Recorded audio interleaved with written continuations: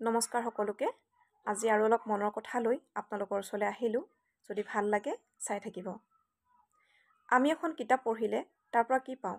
জ্ঞান পাওঁ। আৰু সেই জ্ঞানখিনি ল'বৰ কাৰণে আমি কিতাপখন কি কৰিবলগীয়া হৈছে? কিনিবলগীয়া হৈছে, পইচা দিবলগীয়া হৈছে।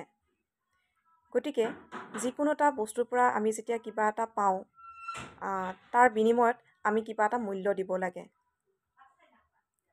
এতিয়া বৰ্তমান যুগত এনেকুৱা হৈছে যে আমাৰ ফেচবুকটোৰ এটা জ্ঞানৰ এটা অংশীদাৰী বস্তু হৈ পৰিছে। ফেচবুকৰ জৰিয়তেও আমি বহুখিনি জ্ঞান আমি লাভ কৰিব পাৰোঁ। মই ইয়াত সেইসকলৰ কথা উল্লেখ কৰা নাই যিয়ে যেনেকৈ তেনেকৈ যিহকে ভিডিঅ'বিলাক বনাই আছে। মই সেইসকলৰ কথা ইয়াত আনিব খোজা নাই। কিন্তু এনেকুৱা কিছুমান মানুহ আছে আমাৰ বা অসমৰ বাহিৰৰ কথা ক'বলৈ নাযাওঁ। অসমতেই আমাৰ এনেকুৱা কিছুমান ডক্তৰ আছে, মটিভেশ্যনেল স্পীকাৰ আছে, এনেকুৱা কিছুমান টিচাৰ আছে, যিয়ে নেকি খুব ধুনীয়া ধুনীয়া কণ্টেণ্ট আমালৈ আগবঢ়াই আছে। এতিয়া কথাটো হ'ল, তেওঁলোককতো আমি কোনো ধৰণৰ পইচা দিয়া নাই। তেওঁলোকে নিজৰ ভাল লগা কামটো ফেচবুকত কৰিছে আৰু তাৰ পৰা তেওঁলোকে ফেচবুকৰ পৰা উপাৰ্জন পাইছে, সেইটো তেওঁলোকৰ ব্যক্তিগত কথা। তাত আমাৰ ক'বলগীয়া একো নাই। কিন্তু এই তেওঁলোকৰ পৰা যে আমি অলপ কিবা শিকিছোঁ, কিবা অলপমান জ্ঞানে আহৰণ কৰিছোঁ বা কিবা অলপ আমাৰ স্বাস্থ্যৰে উন্নতি কৰিছোঁ, সেই কথাখিনি জানি শুনি তাৰ বিনিময়ত আমি তেওঁলোকক কি দিছোঁ? নিশ্চয় এটা লাইক কৰোঁ। তাত যিহেতু লাইক এটা অপশ্যন দিছে, নিশ্চয় আমি কমেণ্ট কৰোঁ। যদি বেছি আমাৰ সময় নাথাকে, আমি লাইকটোতে সামৰি থৈ দিওঁ আৰু সময় থাকিলে আমি কি কৰোঁ? ভালকৈ এটা ধুনীয়া কমেণ্ট লিখি দিওঁ, যাতে সেই মানুহজনে আমাৰ পৰা এটা ভাল উইচেছ এটা পায়, শুভ বাৰ্তা এটা পায় আৰু তেওঁ অলপমান নেক্সট কিবা এটা আকৌ আমালৈ আগবঢ়াবৰ কাৰণে তেওঁ এটা উৎসাহ পায়, নহয় জানো?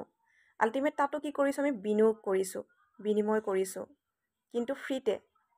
এটা লাইক কৰিবৰ কাৰণে, এটা কমেণ্ট কৰিবৰ কাৰণে কিন্তু আমাক কি নালাগে? পইচা নালাগে। আৰু কিছুমান এনেকুৱা মানুহো আছে যিয়ে নেকি আজিকালি যিটো ছিষ্টেম ওলাইছে ফেচবুকত যে ষ্টাৰ দিব পাৰি, তাত কিন্তু পইচা লাগে। কিন্তু ষ্টাৰ আমি কিমানে কাক দিছোঁ? কিমানটা দিছোঁ?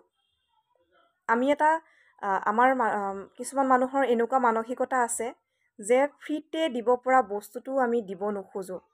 এটা লাইক দিব আমি আমাৰ মনটোৱে নকয়, এটা কমেণ্ট কৰিবলৈ মনটোৱে নকয়।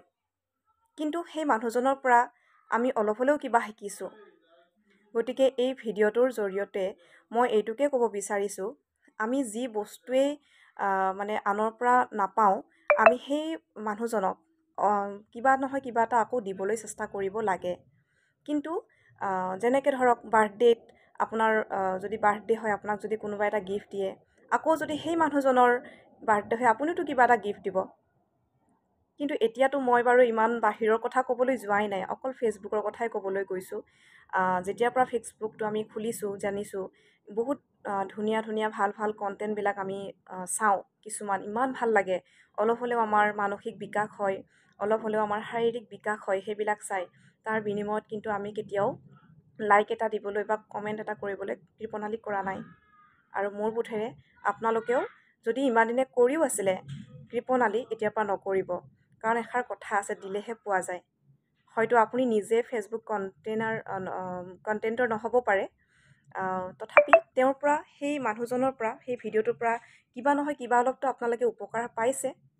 য'ৰ পৰা ভাবিছে যে এইটো ভিডিঅ'ৰ পৰা মই একোৱেই পোৱা নাই, মোৰ একো বেনিফিটছ হোৱা নাই, সেইটোত আপোনালোকে লাইক কমেণ্ট কৰিব নালাগে।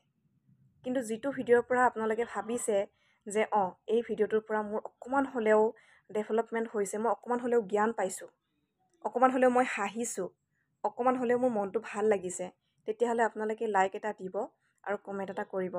তেওঁলোকে অলপ উৎসাহ পাব। ধন্যবাদ।